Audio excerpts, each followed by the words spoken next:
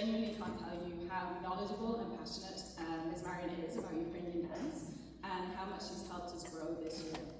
We have a lot to share with you today, including a couple of musical surprises.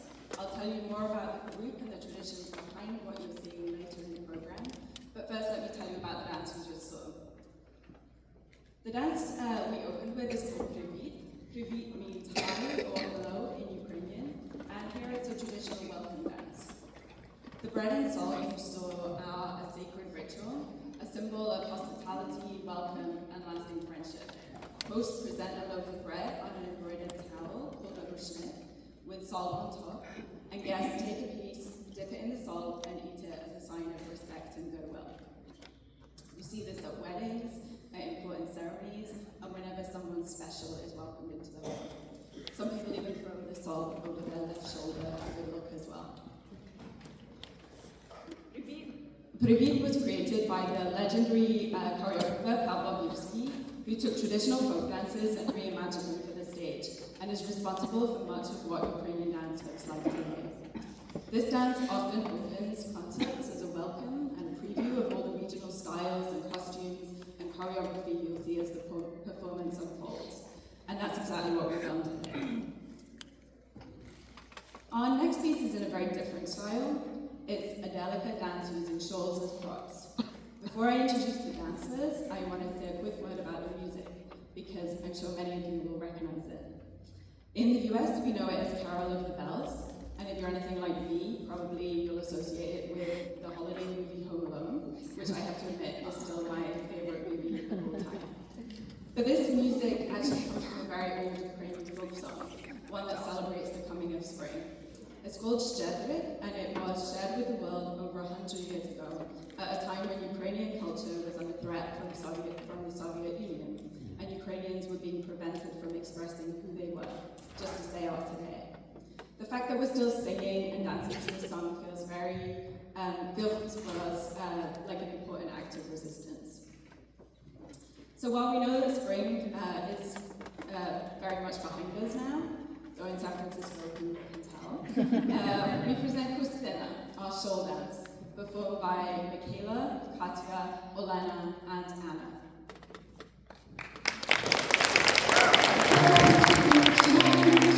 Прилетіла ластівочка, спала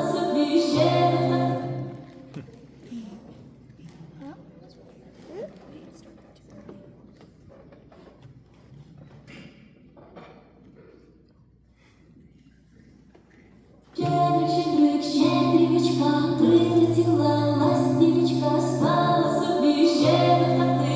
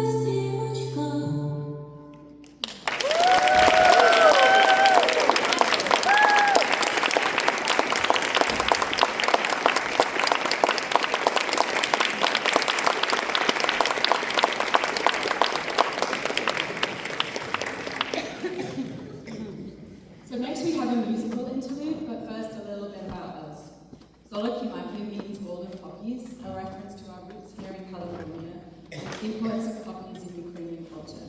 We'll spot the poppies on our costumes and set pieces throughout the show.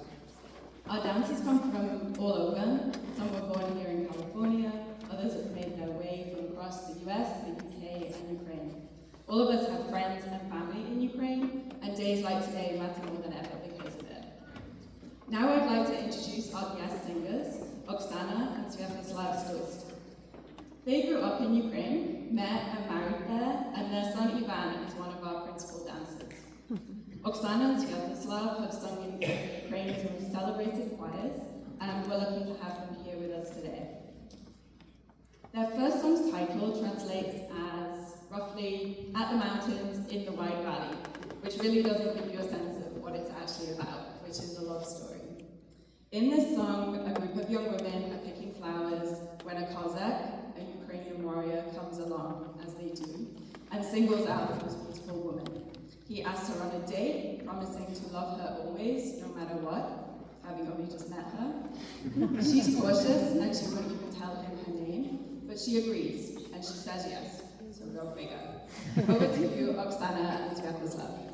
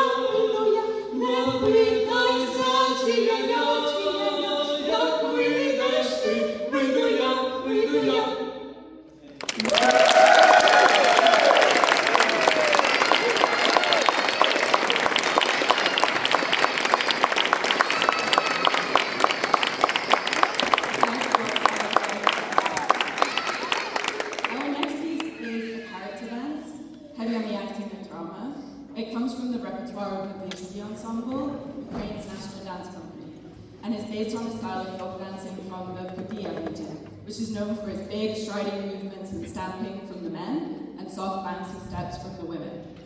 It began as a village dance, social and improvised, full of playfulness and group energy, rather than the big solo tricks you see later on. Couples weave in and out of circles and exchange places a lot, and mostly they show off and flirt. Originally choreographed with 9 dancers, Devyatka is 9, Ms. Marian has reworked it for 3 of our dancers, Marko, Olena, and Anna.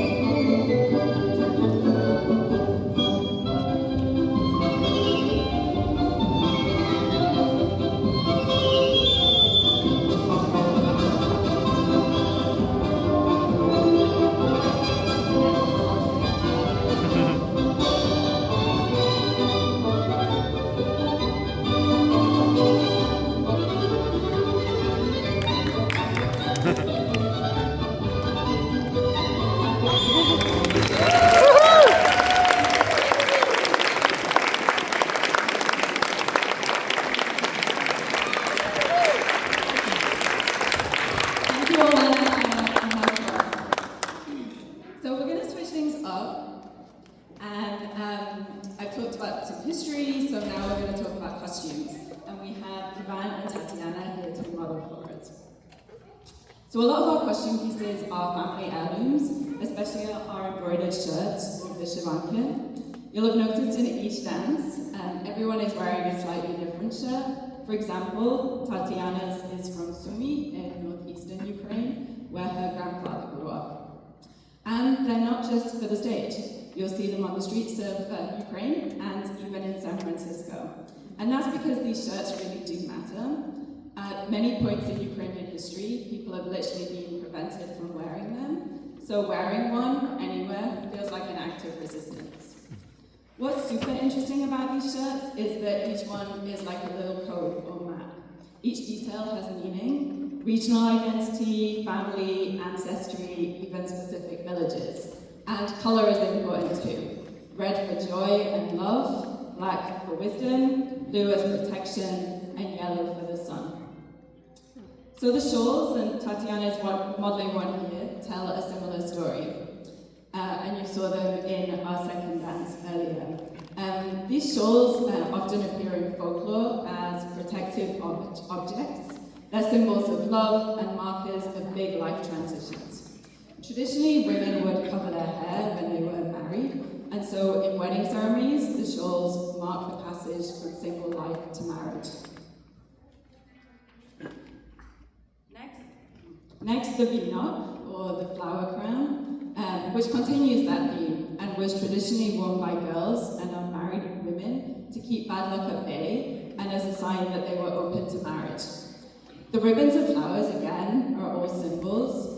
Poppies for beauty, daisies for love, sunflowers for loyalty, and every ribbon signifies something different. And the ribbons were often cut to match the exact length of a girl's braid, which was considered to have special, almost magical powers. There's a really lovely tradition that captures all of this. On the midsummer celebration of Ivana Kopala, young women would float their flower crowns on the water to predict their future. If the crown drifted freely, love and good luck were coming, and young men would dive in to retrieve the crown of the woman they admired the most. All our views here were made by Ivan's mom, Oksana, and you'll see she included the poppies for beauty, of course, and to reflect the name of the group. So one more piece before our next dance, and that's the ketar, worn here by Ivan, the best worn here by Ivan, and shortly by the women in our next dance. This is a sheepskin vest from western Ukraine and the Carpathian Mountains. It's hard to see from a distance, but the detail is really impressive. There's fur trim, detailed leather and beadwork, pom-poms, and often a pattern of teeth or zubir on the edges, which were believed to offer protection, especially in war and battle. Men and women wear almost identical pieces, and while the women did all the other embroidery and work, the ketar was traditionally made by men. Which brings us to Hutsulka. This is a much wilder and fiercer style of dancing than you've seen so far. So let's welcome back to the stage Mikayla, Katya, Olena, and Anna.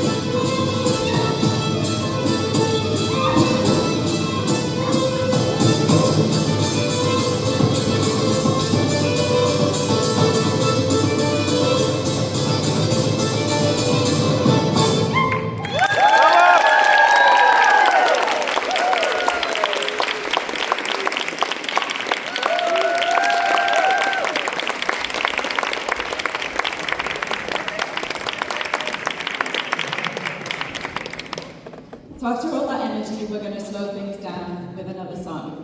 This is Lullaby for Heroes, written in the 1980s, but as relevant today as it's ever been. It's dedicated to Ukrainian mothers who have lost their sons fighting for Ukraine's freedom. The song begins as a gentle lullaby, a father making toys, a mother embroidering a shirt, and follows a young soldier as he rides out on his horse and into the world. The horse comes home, but the son doesn't. Eventually, the mother comes out to give water to the horse and sing her son to sleep one last time. Oksana and Sviatoslav, over to you.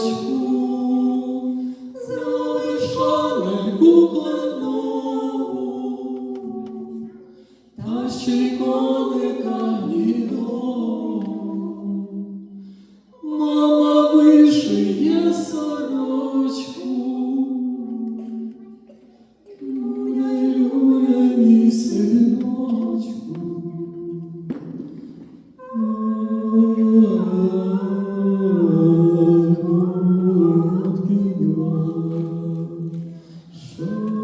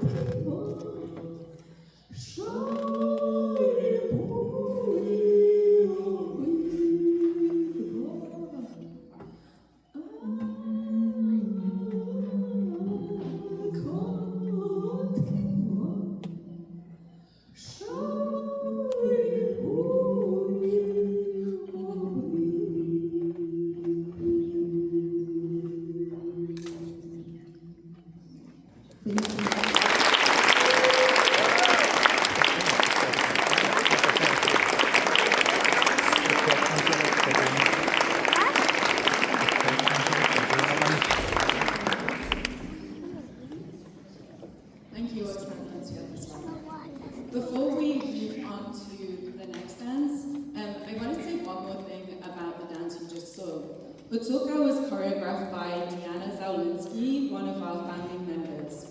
Many of our dancers, past and present, including Natalia, who is with us in the audience, have shaped what you're seeing today, including the Shawl Dance, Pryvit, and Zoloti Maky is a collective.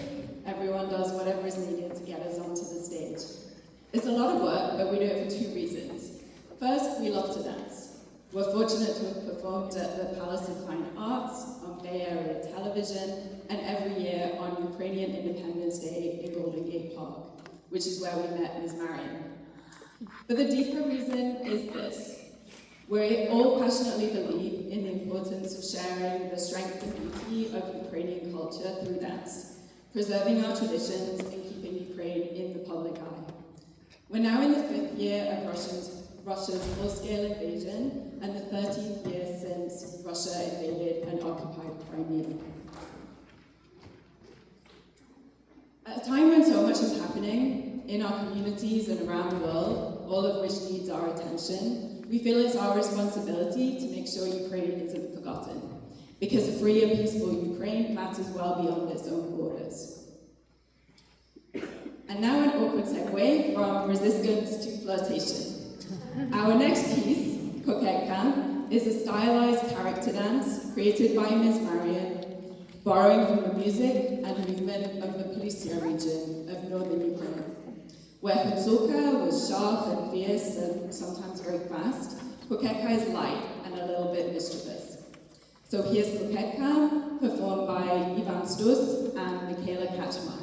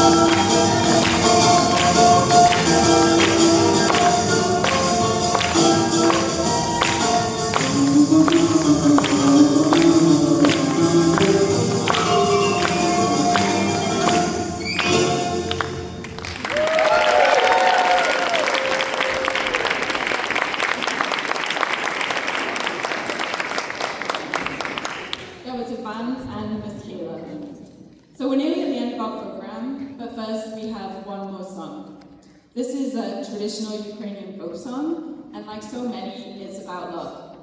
On the surface, it's about longing, a woman asking the wind to carry a message to her beloved who is far away. He answers that he desperately wants to come back to her, but the distance between them is too great. As with many Ukrainian songs, there's another layer of meaning. Here, the beloved isn't just a person, it's hope, and it's Ukraine itself. Oksana and Sviatoslav will sing it for you now.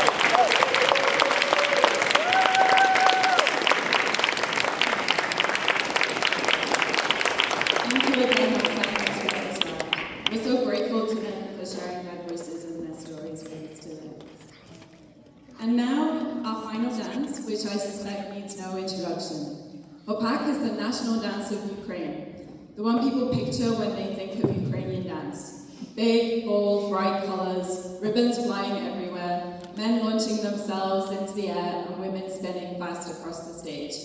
If it sometimes feels like a dance-off, that's not far off. It's athletic, theatrical, and lots of fun to watch, and honestly, it's a lot of work to perform. For Ivan and Marko in particular, it's like leg day at the gym every day. So we close with Hopak, performed by the full ensemble. We hope you've enjoyed today's showcase. We certainly have, and thank you so much for being here.